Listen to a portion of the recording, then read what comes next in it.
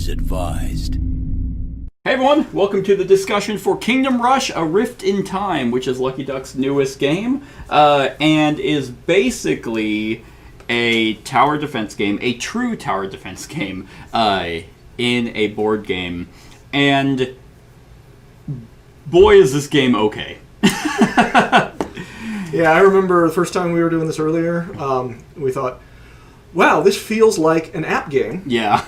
And then we looked up and went, oh, it is. Oh, it literally is. It is an app that they made into a board game. They even have the logo, Ironhide Game Studio, on it. Yeah. And you know what? That's not a fault of the game. That's a fault on me not knowing it was an app. Well, which is, again, it's fine, but the fact that the mechanics of it felt like it really says something about the design of the game. True. It was not redesigned to be a board game. Yeah. It was simply adapted. Yeah, that's true. And that can be appealing to a lot of people. Some people despise app games. I usually don't play them. If I am playing an app game, I am extremely bored.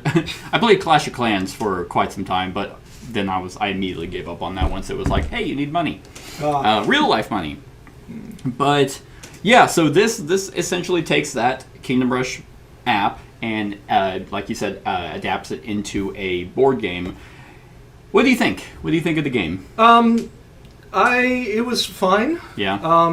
I think that the gameplay itself was okay, although I feel like, and I think that the viewers might agree, that we get a little bogged down in the options and how to optimize everything. I think we did pretty okay. I think we did well. It felt like it dragged just a few times. We were oh wait, but if I do this, and then I forgot one little rule. Right.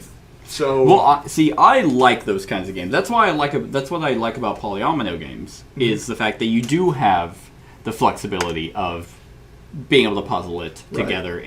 But then we got to remember when we get to rearrange things and when we have to keep it in a certain way. And because the phase of playing the towers is simultaneous, that it's just like, okay, well, I like immediately I see this as a possibility, and that could open up to someone being like, oh, wait, no, but if you do, then you have to kind of take stuff back, and you have to go back, which leads me to my thing. Do not play this game with more than two. This game is so goddamn fiddly. Yeah. Way more so with more than one. Or with more than two. Two people strategizing all our different moves. Yeah. Took some time. Three people would have taken at least 50% longer. Well, it was like, we played the first scenario with three, and it was almost like, why is the third person even here? They don't get the same amount of towers, which I thought was weird. So, like, when Kat was playing, she only had 3 towers she could choose from, where you and I had 4. Okay. And I thought... mine was in such an awkward position that I never used it. Exactly. And it was like, oh, well, only if we get this, the level 3 archery tower does that one in the corner. So it even feels weird setting it up. Because it's like, here, as 2 players, everyone got to use their towers. Right. Well, this is also a very different board layout. True. Coming in from both sides instead of just the one channel. Right. Granted, it didn't even really feel that different, honestly. No, this one felt easier, actually, than the first one, because it was 2 lanes, shorter lanes, but 2 lanes, but then the first one was 2 from the same one, so they were pushing. Right. And this other, unless we were just super efficient on this one, and the first one we weren't. Granted, we both got 3 stars on that. But yeah, it's like the simultaneous, well, if someone's not kind of that headstrong player, then they're going to sit back and then not do anything. Yeah. And that's just going to happen in a simultaneous action game. It's likely. Especially cooperative. Yeah. And it's designed to go up to 4, right? Yeah, oh my god. Yeah, I've heard reports that it's not worth doing with more than 2. Yeah. And, I mean, honestly, what Kat said, because Kat played the app, she was like, this is a solo game. Like, this needs to just be played solo. And like I said, or 2, because then at least you have someone to play the game with. Yeah. But I can honestly see this game being, hey, play this solo. It's like, the fiddliness isn't going to be that much. And by God, this game is fiddly in more ways than one. Yeah. I feel their attempt at a game trays, whatever, a cheap, poor man's game trays, this just gets in the way because you're trying to grab cards and then you want to grab their attacks from underneath, so you have to constantly grab those. The fiddliness of constantly having to take your towers back, which is, I think, kind of a weird mechanic, but I don't know if that's pulled from the app where you constantly cycle new towers through. Because normally, in my experience with tower defense, is you put them down and they stay there, and then you level them up. Right. Maybe that was their way. It's just you take them back and then you eventually level them up. Yeah. Or the worst part is when you defeat a horde. Like, having picking up all the things. Move them out, pop the thing on. Now it'd be worse if they didn't have these. That's so true. Props to them on at least you just grab the tower and then just. If it were just a card we were sliding around. Oh man, it'd be a bad time. So those are way better than just flat on the fucking board. And honestly, that's kind of the downfall of the game. Since it's an app. Yeah. Play the app. Yeah, that's my thought actually about some board games that were adapted to be apps. I'd rather play the app and not have to fiddle with picking things up, calculating scores. Yeah. Yeah. And that's not the case, at least for me, with all games. Right. Like some games it's like I play for the social interaction, but games like Through the Ages where the app is phenomenal, and the game is good, well, I'll just play the app. But games like Sentinels of the Multiverse, for example, that game is just bad to play, and because that one is just like you have a lot of modifiers for cards, and it's just very slow. You have a hand of cards, but you can only ever play one, and it's horrible. But they have an app for that, which all the the modifiers are calculated, so it's like, oh, at least the app is cleaner. Game's still boring, but so yeah, it's like, is this game bad? No. It's just almost like a what's the point? Yeah. You have... Yeah, I think it's a good game that does not really translate well into physical realm. Yeah. I'm actually going to... I wonder if it's free. I think it was free. Like, the app... Yeah, Kingdom Rush Tower Defense game. It's free, and that's 4.7 stars. Yeah, Ironhide Games. So, in terms of mechanics with the game... You have your towers that are pretty much always going to be the same. You look at the scenario. You stack the spawn decks in the way that they tell you to, so they're going to come out in a certain way. And I do like the flexibility of actually being able to, when you do pick up your towers, because then it's not like, well, fuck, we fucked up on placing that archer tower there, so it's always going to be there. Or it was great then. Yeah. But now... Yeah, now... we're just waiting for something to come along. Exactly. So I do like that you're not stuck with the poor decisions or good decisions. And along those lines, I'm also going to say that I like the strategy behind either playing a card or passing it to upgrade it to a better card. Excuse me. Then you can't use it that turn. Right. And several times I was going, do I want to play this or do I want to make it better later? Yeah. Because I know we're going to face bigger problems. Right. And that type of decision is there, and it's way better in a two-player game because it's just back and forth. Instead of with three, it's just like, who do I give this to? Exactly. Oh, I passed it to you, but your towers are useless, you know? I don't know if the app has where you pick up like a hero that has like abilities. I do like the special powers. Yeah. I think they're really good. I like the fact that they do play completely different. You were big damage and area of effect damage, but you had to basically land on the spot, whereas I was the range. So all this scenario was me just going shoot, like just kept shooting back and forth. But the game's simple. Yeah. It's not complex. I think the rule book's not bad, and the scenario book's not bad, but their organization of it was a little weird. And for example, the biggest example we found was the setup is telling you, put a number of hearts equal to the difficulty level. Yeah, set the difficulty level. You would think, that's in the scenario book, right? And it's not. And so you're like, well, how much health do I get? Then whenever we realized, you as a player determine the difficulty, so it's always going to be the same regardless of which scenario. Right. It's not like most games. We actually just played one the other day, Dark Rituals, where each scenario had different rules. So you almost think, in this scenario, I only have 3 hearts, which is very reminiscent of an app lifestyle where it's like, oh, Yeah. I'm gonna, I'm gonna play this scenario and it's gonna tell me how many, Angry Birds. Yeah. That was the Angry Birds was the app I was thinking of, where it was like the star system. How well you did, you got a certain number of stars. Right. This is the opposite. You decide the difficulty and by the number of stars. Yeah. And then you play through that, win or lose. Right, which is very pleasing. That is pleasing in app form. I do like this map. I think this map is really cool, and seeing the progress like an app map shows it, and they did that really well. But once again, the production design is weird because they give you one map, one colored map, and not just one, but sticker sheets. I'm sure enough stickers. Huh? I'm sure enough stickers. Yeah, for because everything. there's like a whole nother But thing. only for one. Only for one journey. campaign play. Yeah. Including, now what they did do, which is pretty cool, is you have the 10 scenarios all in this color. But then down here it tells you, oh, the Geralt vs. JT expansion has their own scenarios, and that's up here. Ah. So the whole map does have all the expansions on it. Got it. Which is cool. And I guess it's not necessarily because we decided to play it on 3, but let's say we get our ass kicked in a scenario, and then it's like, you can willingly choose to not put the stickers on. Sure. You can mark it in, you can photocopy this. I'm sure if you email Lucky Duck, they probably have something to compensate for this. I would hope that they would have something to compensate. Yeah. But you could be like, let's say we were playing this and we're like, oh, level, scenario 3 is too hard.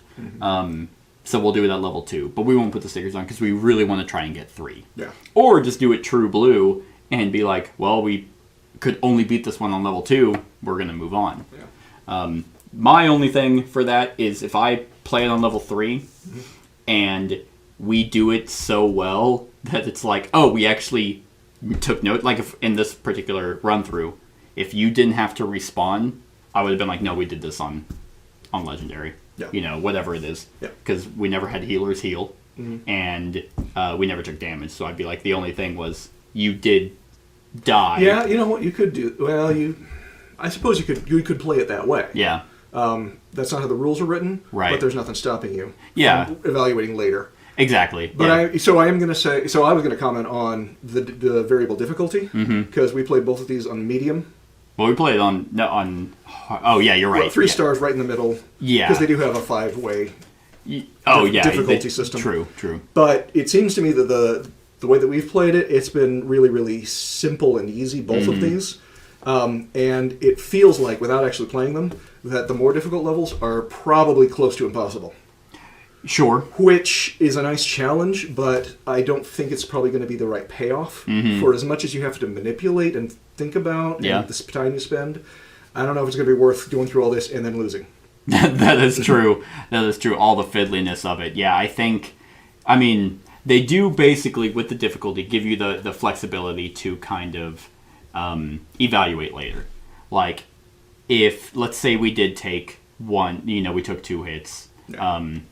Or if we were like, we're going to try it on the easiest one or on the hardest one and just have 1 hit point, and then we lose, we can be like, oh, well, we'll just add more hearts, and we'll just put the stars accordingly. Sure. You do have that flexibility. You'll be cheating. But you're right. If you were to play very hardcore and just, the fiddliness of the game, it's just, I don't see the point. Yeah. Really, in playing this. Physical. Yeah, unless there are some people who vehemently hate apps. Sure. And app-assisted games, so they're just like, fuck this thing. Yeah. The government is tracking me. Like, this is God's way of hating me. And it's like, what? Okay, but and then they're like, I like this. I mean, it's not inconceivable that people would enjoy this board game. Yeah.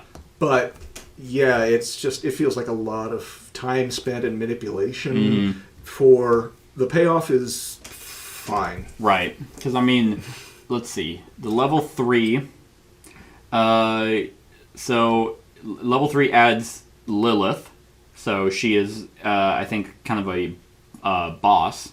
We get level 1, 2, and 3 and 4A towers. So, new towers come out. Okay. There are 3 spawn points. You have a new...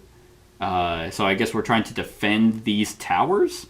These level 4 towers. Okay. Interesting. We still don't get spells. So it looks like, and then the special mechanisms Lilith comes in. Okay. So that could radically change things. Right. And like I said, we've played the first two. Maybe that's how it's supposed to be, intro to the game mechanics, and then you advance on to the real challenge. Right. Yeah, because then... I don't really want to. Yeah, it's... I can see this game being way better at 1. And then 2, if you're looking for a lighthearted game, because, I mean, you can't play the app with people. True. So if you were, like, looking... This would be a great game to play with... What's the age ranking on it? 14 up? That seems a little much. Yeah. You can probably play this with a 8, 9, 10-year-old. Yeah, I don't have kids, so I don't know. Clever 8, 10-year-olds probably would be fine with it. Yeah. But then they want to play the app instead. That is true. That is true. So everyone can get their own app and play their own game. Yeah. It's very hard because this game is not bad. No. I wouldn't even say it's disappointing. No. Like, I didn't really... There's nothing wrong with it. Yeah. There's nothing really great with it. For you, the question comes to, is this game good enough for you to forego the app? And I would say no. Not me. Yeah. And I mean, even Kat, because she immediately started playing it, and she said the fiddliness of this, all that's gone. All the the biggest of just like, okay, well now we flip this, and then this goes here, and then we have to place this on here, and then this on here, and we have to, and then we kill it, and then now we have to take them all off, and potentially organize them in the fucking tray. And then rearranging our options, because we found a better way, but I played that one last turn, so I can't move it. Yeah. Yeah. You just don't have to deal with that. And the game is based in, the app is based in scenarios as well. She's still playing? No. She's like up there. I'm addicted, spending all my money. My credit cards are maxed out. What the fuck? Okay. I got nothing else. Yeah. I got nothing else. Scale of 1 to 10. I do not like. I will say the storage solution for this is a half-ass attempt. Yeah. Like, either put the extra effort in. Yeah. Or not at all. So they got the plastic molded trays. Yeah. That a lot of games don't. Mm-hmm. But the way that they organize them, it's like, we put this much thought into it, but we didn't go the extra step of designing a really great system. Right. It's because what should have, because the other thing is like these trays, these don't lock. So I can easily pull this top in. So the way nor do they don't stack on top. Underneath. Right. For play. And these things fold in, but because they're folded, so now if I place this in here, well, so it's actually, in terms of like the cards and the miniatures are okay. Yeah. Like they're not amazing. They've got some detail. These hearts are gray. No. 3 out of 10. No. I do know they are fixing that, but I couldn't give two shits if the hearts are gray. Yes. I can paint them myself if I spray paint them. Just look, they're done.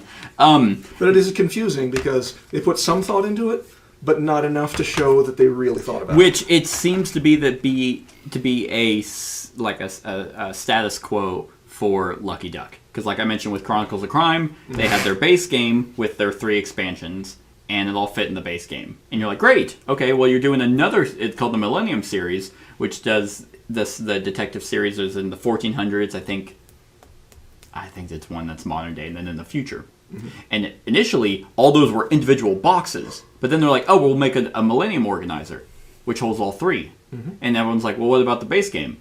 Oh, well, we're not going to do that. Why the fuck not? Like, just, I mean, it wouldn't be hard, but that's a lot of games. I showed you Gugong yesterday. Mm-hmm. Yep. The game trays. Mm-hmm. Vindication has game trays. Oh yeah, a lot of them do, and they're really well organized. Yeah, and this is so clean. Here's some trays, and they put some thought into it. Mm-hmm. Like this, I can see why somebody would think this is a clever idea.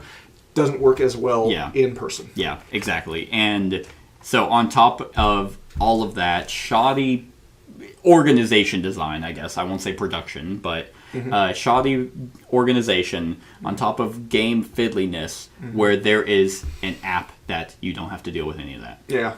And I get it. Some people very like the minutia of messing with stuff. Oh, yeah. I love that. I love that.